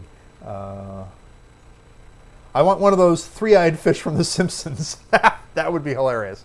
Yes, I think the closest you might get is this kind of like a flounder or something where its face is on its sort of skewed on its side. Okay, Susan said it's actually not a film, but it's a show that that's been on the CW for 15 years, and that's Supernatural. Yes, my wife watches Supernatural. Very popular show. I think it may be one of the longest running shows on the CW. It's amazing that it's gone so many years, that it's been going for so long. Usually they get a certain number of seasons in the can and then they cancel it because they figure they can just go into syndication, or they can go sell it on DVD or streaming or whatever. And but that show is still going, as far as I understand. Allison says, I love Fright Night, not the remake. Yeah, I have not seen the remake as much as I like David Tennant, and I love David Tennant as an actor, fantastic actor. But no, I have not seen the remake. I just couldn't bring myself to see the remake. Yeah, Fright Night was a fun film. Fright Night was a very fun film. Jerry says, I like the film Ben. That's a good one, yes. And, of course, Psycho and The Birds, yes. Hitchcock, very good. I like thrillers. I don't like, I like thrillers and I like suspense films more than I like flat-out horror films, and I don't really care for a lot of the mad slasher films. I saw a lot of those in the the late 70s and through the 80s and everything. It was just in high school and right out of high school, that's just what my friends and I did. And we would go to the local theater that was always seemed to be playing one of them. Not just like Halloween and Friday the 13th, but like My Bloody Valentine and all these other things like that. We'd just see whatever showed up, but we'd go and we'd heckle it. We'd just make fun of them, and we didn't really enjoy them for what they were supposed to be. Also, when I watch a horror film, I like to know that evil is evil and good is good, and I don't like a gray area. I'm not one of those that goes and roots for Freddy Krueger to kill everybody or Michael Myers to kill everybody. I want to see the villain get their comeuppance at the end. That to me is more interesting. But I like the psychological ones, the ones that kind of mess with your mind a bit. So I'll tell you my favorite in a moment. I want to see what some other people have said. Let's see. Nana Reaper says, favorite horror film is Nosferatu from the 1920s. Yes. Great film. I actually was watching a little bit of that the other day. And if you want to try to find it for free, you can go to archive.org, and you can find it on there. Because it's a public domain movie. Sammy says, wow, I was really hoping to get African cichlids like the normal size African cichlids because I have 100, but that's just for Oscars. Yeah, a 100-gallon tank would be fine, but I would not put African cichlids in there with your Oscars because they will fight. They will definitely fight. And Oscars are fun because they're big puppies. They're just big puppies. They're a true wet pet. They have such personality, and you can even train them to a certain extent.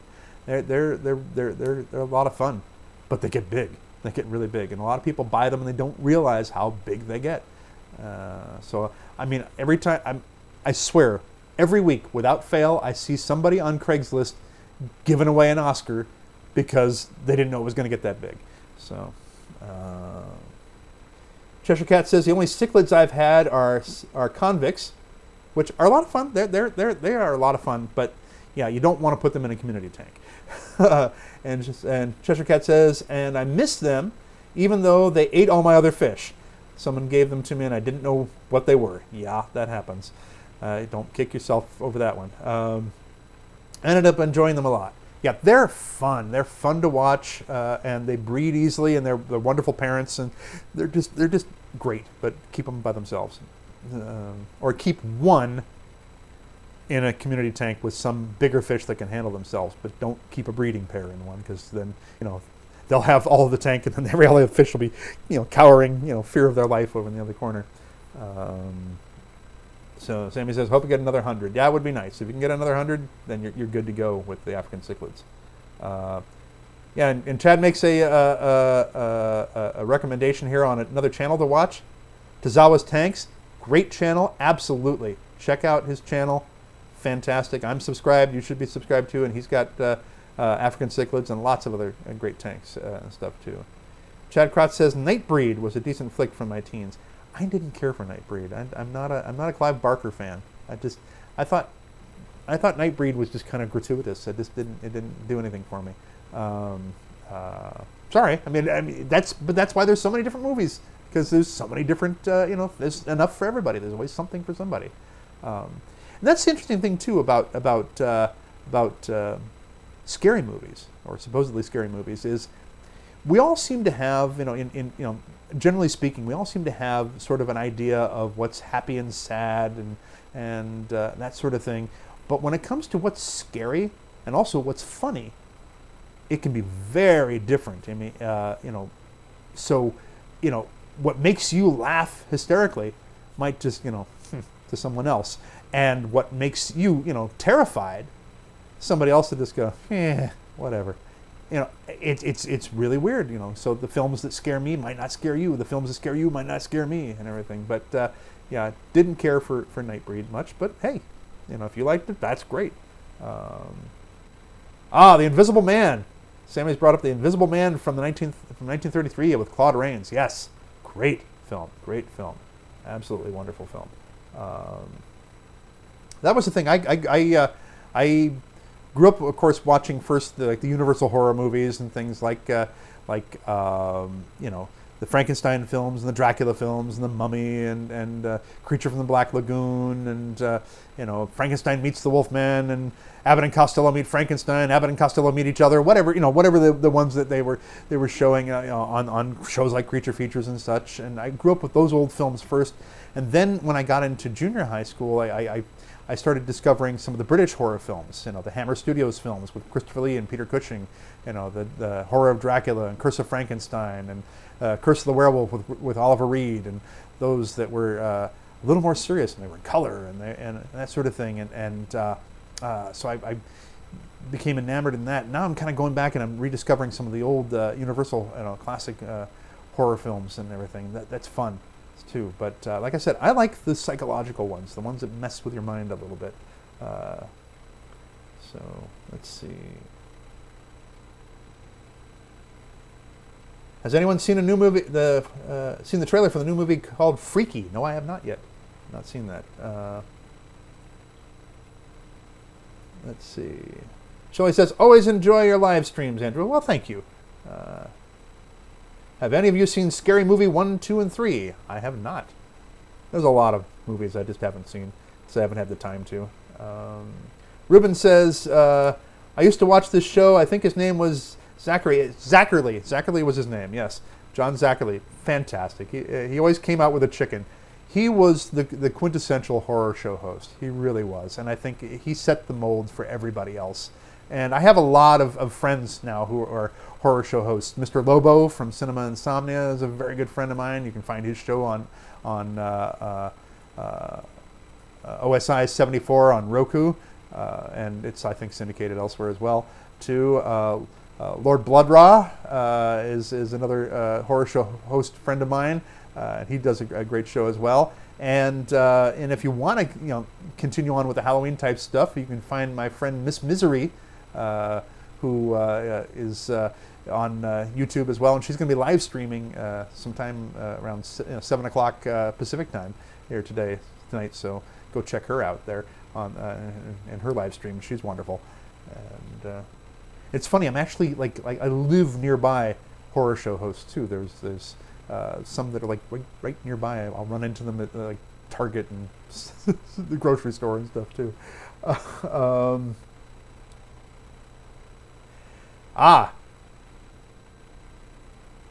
Shelley McBraw. Hello, Shelley.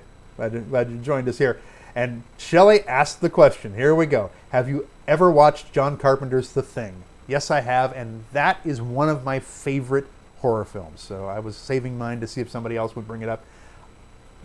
John Carpenter's The Thing. Now, again, even though I said I don't like a lot of really bloody films, and that is kind of a bloody film, what I love about that movie is that it's not so much about the thing itself. Yes, it's a horrifying creature. And by the way, the effects still hold up pretty well to this day for a film that's like 40 years old or whatever. About 40 years old.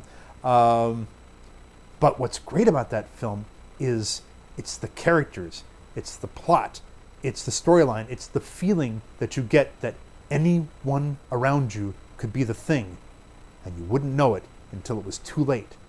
That's the kind of movie that I love. I love that thing that kind of messes with your mind. And I think that's John Carpenter's best film. I actually think it's in. I like my horror films with a little bit of sci-fi to them as well. And that one certainly has the sci-fi angle because it's a creature from another planet. But I love that film. I think not only is it a great horror film, I think it's just good cinema. It's good cinema, well directed, well written, brilliantly acted. The whole cast is fantastic, and especially Kurt Russell and Keith David, who are just, oh my gosh, they're great in that film. And it's just good cinema. It just really is. If you can stomach the blood and guts in certain parts, it's really what. It's definitely not a family-friendly film. But my favorite horror film of all time, and it gets lumped into the sci-fi category usually, but I like Invasion of the Body Snatchers, the original 1950s version of Invasion of the Body Snatchers, which is also a film noir film, because it was on the tail end of that whole film noir movement, and it's really got that feeling to it. But what's wonderful about that film is that it's the idea of, I'm not in control. The people that are around me may not be who I think they are. And what am I going to do about this? How am I going to get through this? How am I going to save myself, save everybody? Can I save everybody? And, it's like, that film is great. And the 1978-79 remake by Philip Kaufman is excellent also. It's funny because that was one of those films that when I saw it back in the day when it first came out in theaters, I liked it, I enjoyed it, but I wasn't really crazy about it. But then I saw it again recently, and that film has aged very well, and is actually creepier now than it was, at least to my adult sensibilities. It was creepier now than it was back in the day. So I like those films that kind of, give you the spooks, the chills, that leave you afterwards kind of uncomfortable. Like that. I like those kind of films. Those are my kind of horror films there. But I also like the really schlocky ones too. Speaking of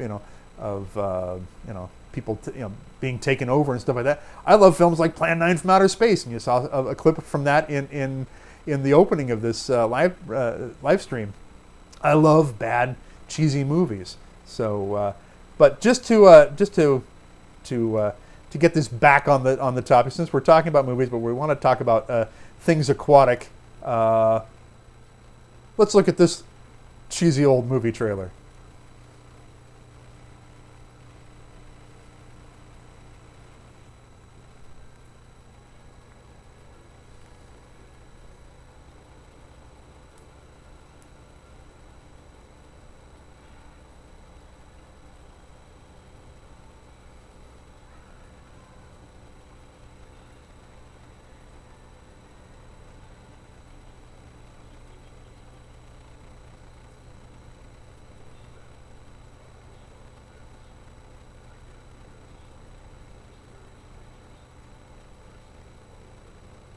Not just any kind of blood, lover's blood, except no substitutes.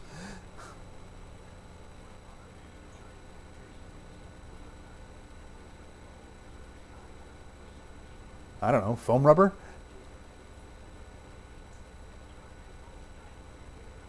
Great, what am I going to do with all this dynamite then?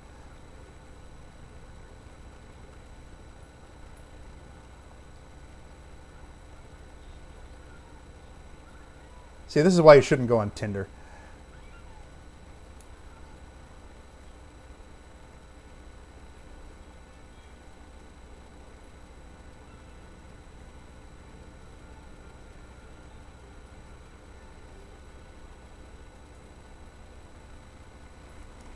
Sorry, I couldn't resist. So...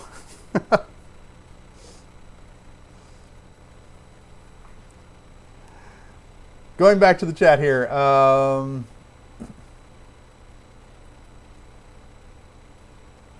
good point. Good point that Shelley brings up here. That as far as there was a prequel to John Carpenter's The Thing that came out in, was it 2011 or so, and the effects in the John Carpenter version from the 80s are actually better than the ones in the newer film. And there's a reason for that. And that's because the effects in the Carpenter film are practical effects. They were done live on set with animatronics and puppets and makeup and things like that, and instead of CG and things. And there was actually a lot of practical effects that were made for the newer version, and they were pretty cool. I've seen some behind-the-scenes stuff on that, and know some people that worked on it. And they were scrapped in favor of CG stuff. And CG will not always save you. And I talk as a CG artist, it will not always save you when it comes to visual effects. So, let's see here.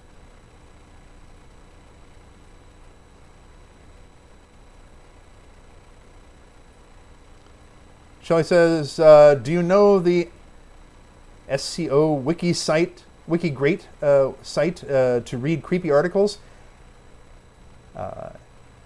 Everyone can write their own articles. Oh, interesting. Oh, SCP. Okay. Allison says, swipe right for leech. That's great. That's funny.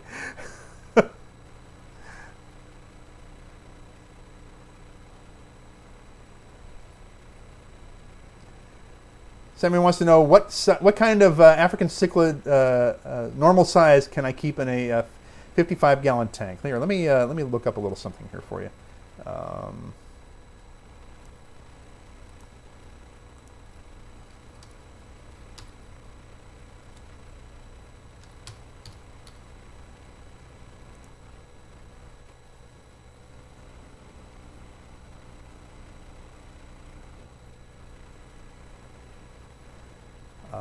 Okay.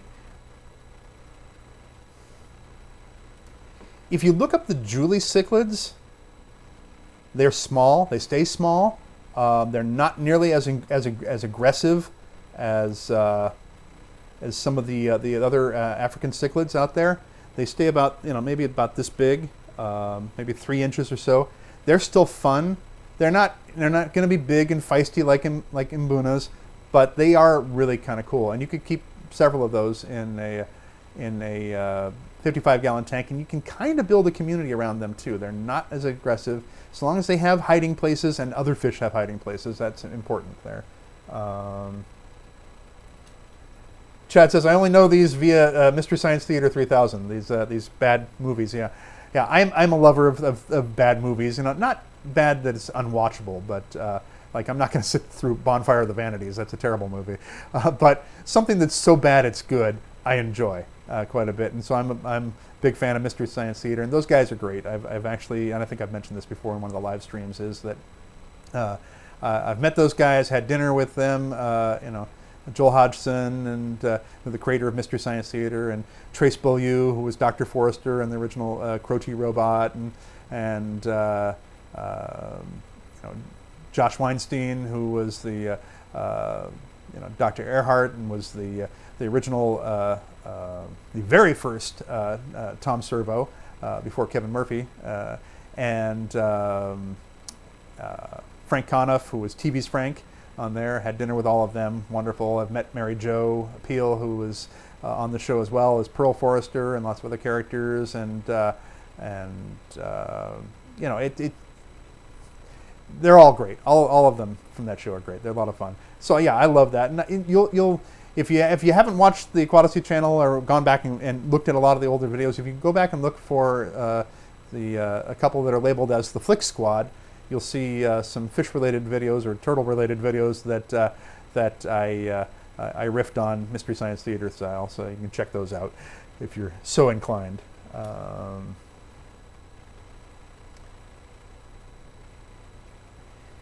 Yeah, Sammy, I don't know if you're going to get 10 full-sized Mbunas in a 55-gallon tank without trouble. You're really pushing the edge there. But 10 Julies, the smaller ones, and they're very colorful. They're very nice. Those, yeah, definitely you could do. Not a problem there.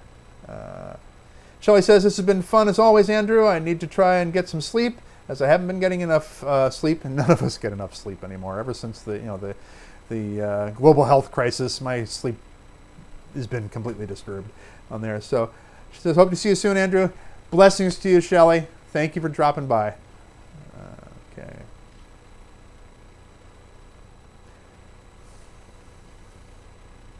All right. Stephen Thompson says, ever see an Anubias flower in an aquarium? Yes, I've had one growing up out of mine one time. I have one flowering right now. First time for me. Yeah, it's fairly rare for me. I think I can count on one hand the number of times it's happened to me in the last 30 plus years that I've been in this hobby. No, it's longer than that. 40 plus years. I started as a kid. So yeah, it's cool. It's really nice to see that and to have that flower coming out. They're beautiful little flowers.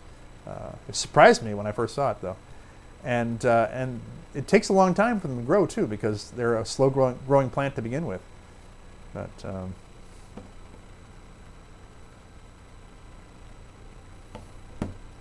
how are we doing on time? Well, let's talk for a moment about the giveaway that I have for you here. So I was, let me grab this here.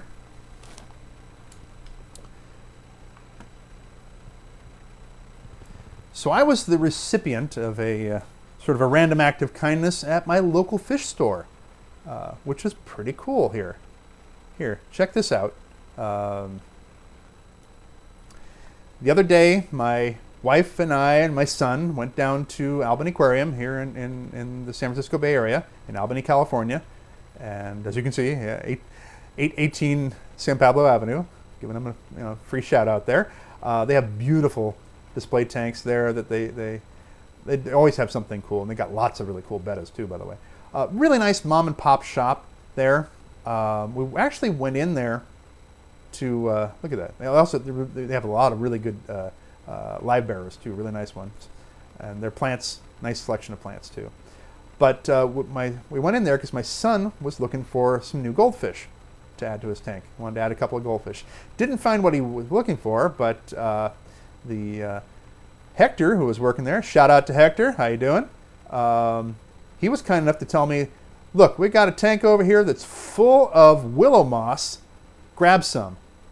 And see, it pays to be kind to your local fish store. It pays to be kind to the local fish store and be nice to them. So he gave me this nice, huge bag of willow moss. This is more than I know what to do with. So I want to give some of it out to you guys.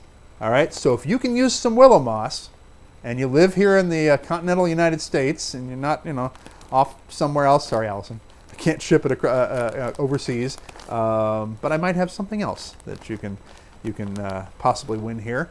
So if you would like to get some of this willow moss, I will give a couple of winners out. Nice big generous portions of this willow moss. This is great stuff, and it's almost indestructible. It looks a lot different than Java moss. It's similar, but it's nice because it droops. So if you want to attach it to some spider wood or driftwood of some kind in your tank, you can attach it with some super glue or something, or some twine, rakia twine or something like that. You can tie it on and have it drape over, and it sort of wilts down like weeping willow, and it's really cool stuff. But it doesn't fit for me. I don't have a lot of spaces for it because I do these themed tanks where I do like a Thailand tank, or I do a Brazilian tank, or an Indian tank and stuff. This doesn't come from those countries, so I'm willing to share this with you guys. So what I want you to do is I want you to send me a message, okay? You can send me a message. You can, of course, first of all, you can find me. Where am I? Okay, there, over there. You can find me on Instagram at Aquatasy on Instagram. You can find me on Facebook at Aquatasy on Facebook. I am occasionally, once in a blue moon, on Twitter.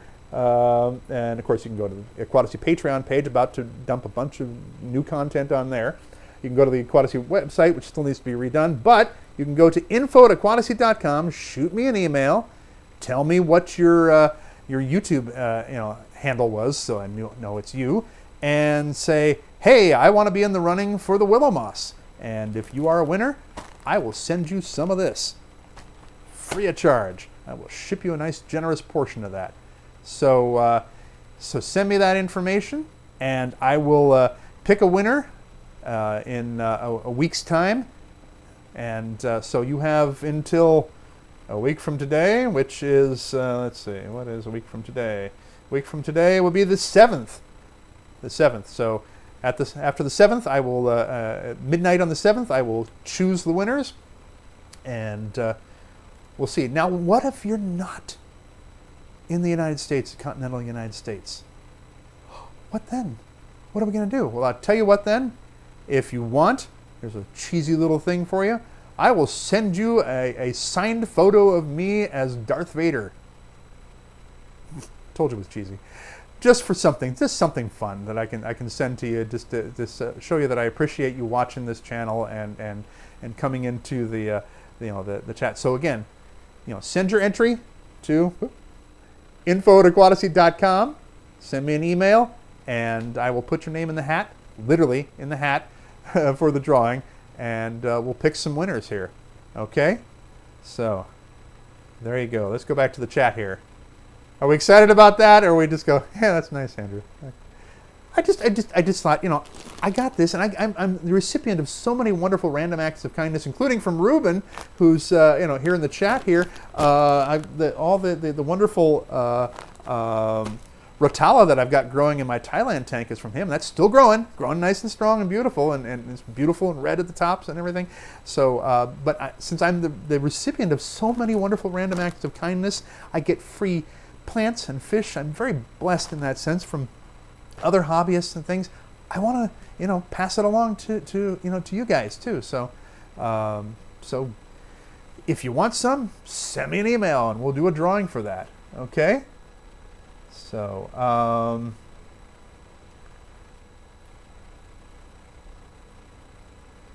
so Stephen says, always like to chat with the guys in my LFS. I'm even friends with one of the employees and the owner on Facebook. That's great. See, that's really cool, and it's. I love to support the local fish stores, especially the mom and pop places. I also do support the chain pet stores when I find a good one. Like I did a video not too long ago about my local Petco, because they really stepped up their game and they did a good job and they've got nice healthy fish.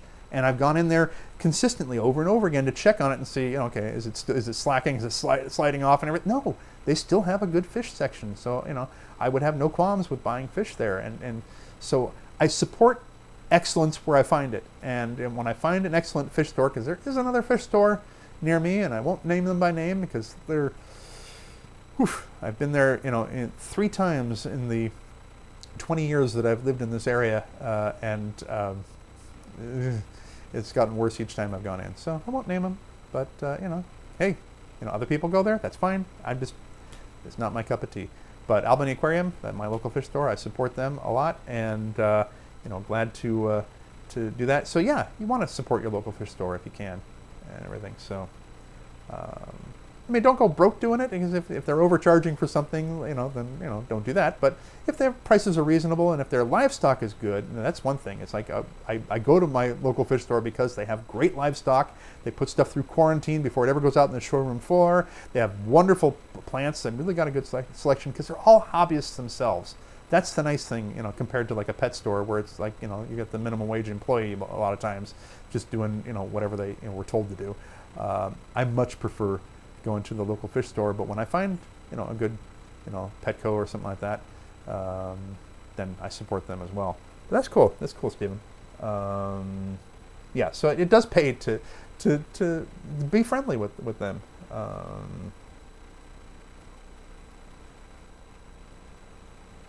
Sammy says, "Can I please have some? I need it for my common pleco tank." Sure. Just what you got to do is you just got to enter the contest just by simply sending an email. I'll put it up again. Here we go. Email to info@aquatasy.com and just put your name in it so I know that it's you, and say, hey, I was on the live stream, or I watched the live stream later in a playback, because you're also eligible too if you're watching this later, and just get it in by November, midnight on November 7th, and you're in the drawing there, and I will give out several of these. So, okay, so.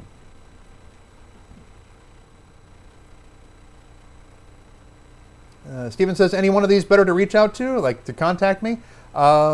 Email works well. You can easily reach me by email. Facebook, I'm not always on Messenger. I don't even really have it installed on my phone most of the time, because it just goes off all the time, and I'm busy, or I'm in the middle of a meeting or something. Instagram, you can message me through Instagram, but email is the best way. And for this contest, definitely send it through email. So, Allison says, "Oh, my interest is peaked." Oh no, was that peaked over the Willow Moss or the signed photo? Steven says, "I wouldn't mind having a signed pic too." Well, okay, well you'll get to choose then if you win. Cheshire Cat says, "I don't have a local fish store, just chain stores." It's hard. There isn't a local store in all areas. Sometimes there is, sometimes there isn't. But you try to find the best, a chain pet store that you can. Find one that has people working there that actually know a little something about fish. That are, sometimes they will take it upon themselves to really keep that fish section in good shape. And I'm fortunate that the Petco that's near me, there are several people there that work there that really do know something about fish and keep it that way. And the company's policy themselves, they have really stepped up their game, and I got to hand it to them. Unlike another chain that I've gone to, that where a lot of the stores, the fish section, well, it's not smart. It's smart, but it's not smart. I'm speaking in code. There.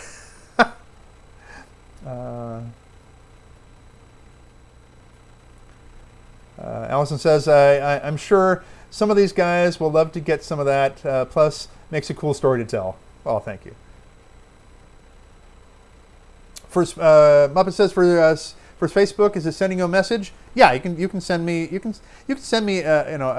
direct message on Facebook. I may not get to it right away, just because like I said, I don't have Messenger installed on my phone most of the time, and so I don't get the message until I'm sitting down at my desktop, like I am right now.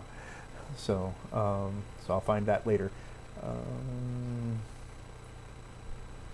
Allison says, regardless of what it is and depending on price, I always prefer to buy from smaller stores. Small businesses struggle more than anyone. Yes, it's true, and a lot of them have been hit hard.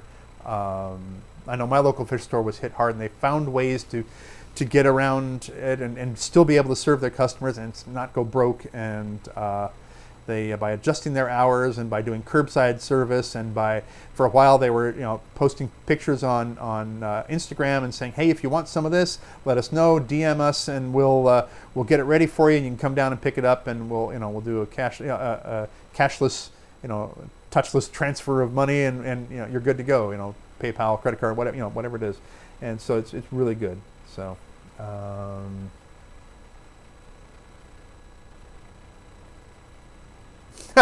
Allison says, sorry, Stephen, I've already Jedi mind tricked Andrew into letting me win the signed pick. It may be more than one. Who knows? Sammy says, I sent you a message on Instagram. Is that okay? That'll work. That'll right. I'll work with that. So, and Chad says there are some great online retailers for fish. Yes, there are. And I would suggest that if you find a good one, support them as well. Definitely support them. There's some. I have not ordered fish online yet. Hopefully, I will soon. But I get most. Like I said, I get most of my fish from my local fish store because they have a good selection. They can order stuff that I need sometimes, and then also I get. I've gotten some from a random act of kindness. People giving me, fish, which is really nice too. So,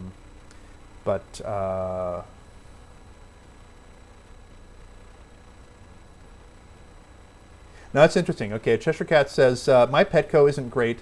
I always report the many dead bettas. Yeah, that's a problem. The PetSmart has had a really knowledgeable fish person, and they take better care of the fish generally.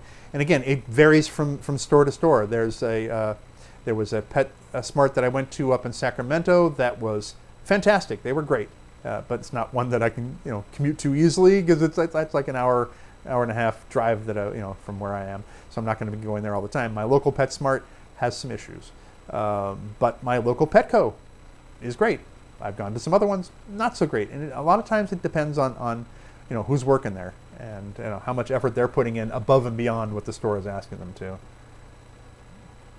Okay, Sammy says, I asked you earlier. You probably didn't see my question. I'm sorry.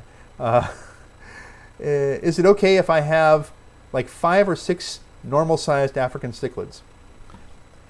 The issue with that is that as you decrease the numbers, you can try it, but as you decrease the numbers, you increase the aggression. It just kind of works that way with a lot of African cichlids, especially the mbunas and that kind of thing, because they get more territorial. But if there's less territory because there's more fish, then everybody's kind of like, okay, all right. I don't want to start the fight. I don't want to be the one that starts the fight because then you're all going to you're going to gang up on me here.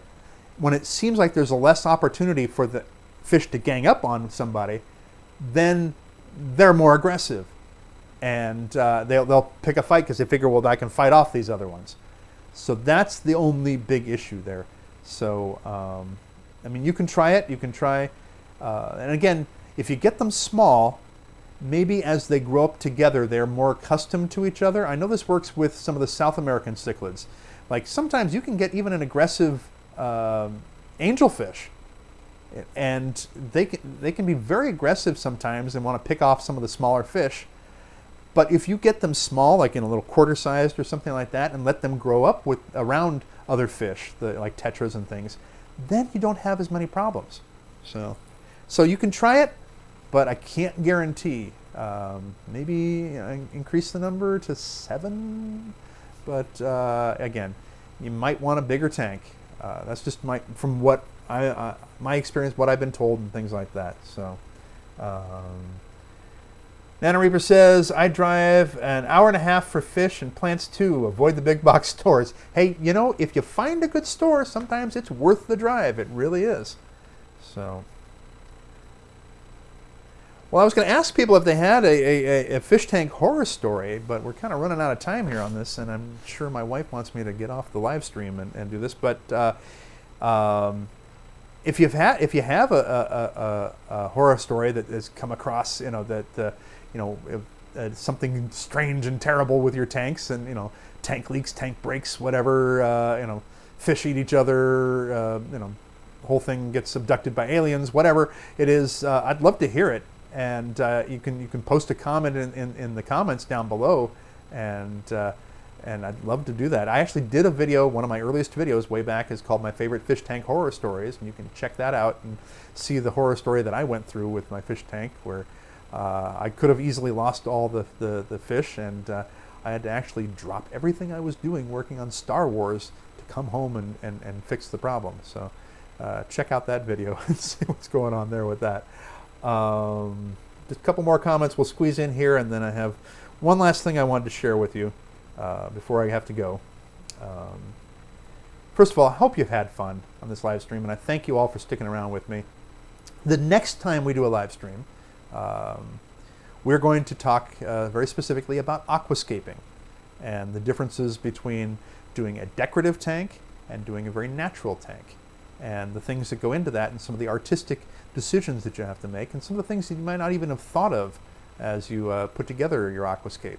So we're going to do a whole nice big long tutorial on that with examples and show and tell and that sort of thing. So when we do that, I will let you know. If you want to find out when we're going to do the next live stream, or anything, when you want to know when the next Aquatasy video is coming up, please subscribe to Aquatasy and click that little bell notification icon so that you get the notices. And if you're not getting the notices and you are subscribed and you have clicked that bell, then let me know, because you know, I want to know that, you know, YouTube is doing what they promised to do.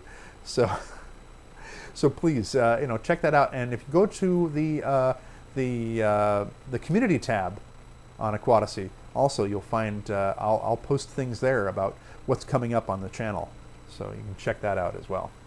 So. Muppet says, at my local Petco, I'm always tempted to start taking out the dead fish, but they cut my dog's nails, so I don't want to be kicked out. Yeah, you know, you kind of have to pick your fights in that area there. I'm notorious, especially when I go to the PetSmart store, there I said it, of pointing out that the fish are dead when there's dead fish there. And, or if their fish have ick on them. They really hate me for that. I did a whole video on that as well. You can check that out. You know, I'll call them out when something's wrong, and, you know, because they'll sell sick fish to people if you don't look out, and they flat out admitted to me, oh yeah, we'll sell them the sick fish, and then we'll sell them the medicine for it too. Wow, how nice! What a nice service. So, yeah, you got to pick your fights occasionally there.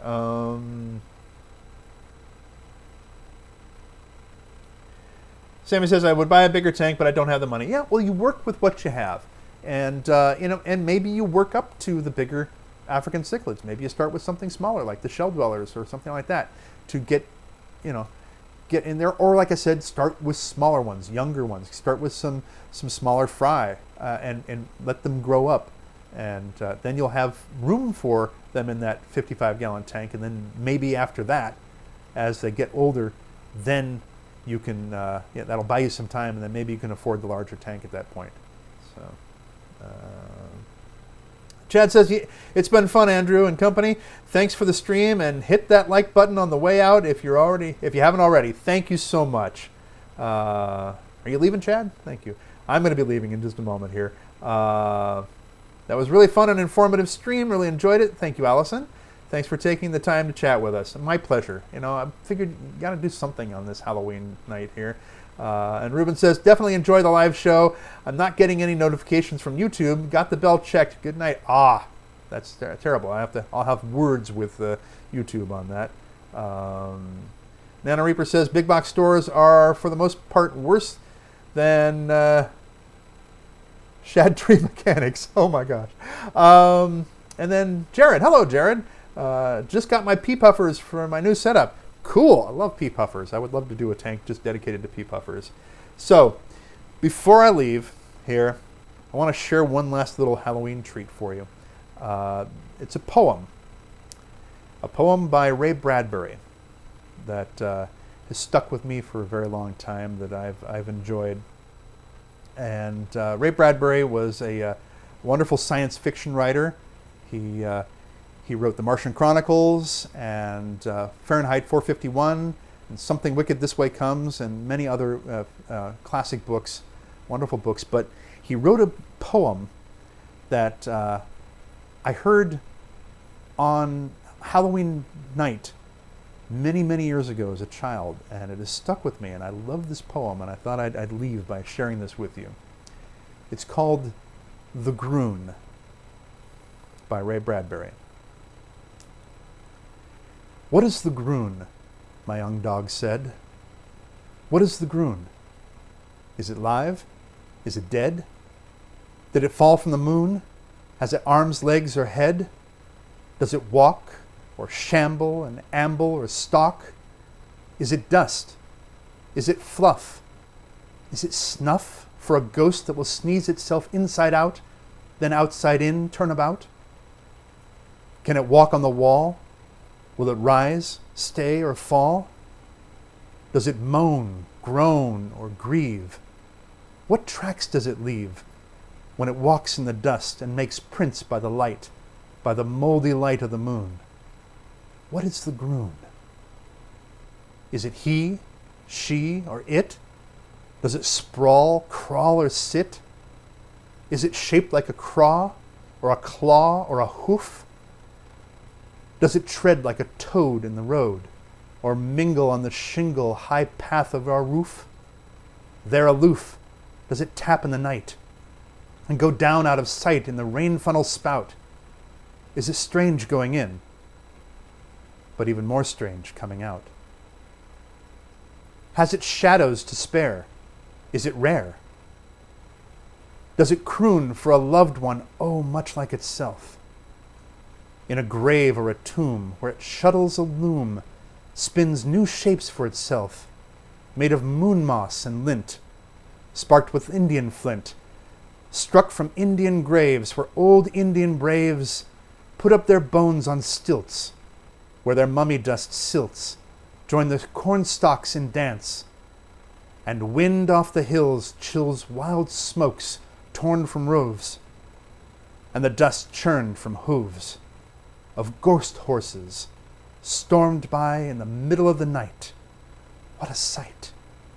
What a sight! Is this then the groon?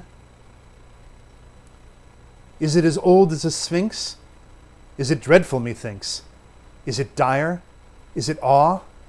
Does it stick in your craw? Is it smoke or mere chaff?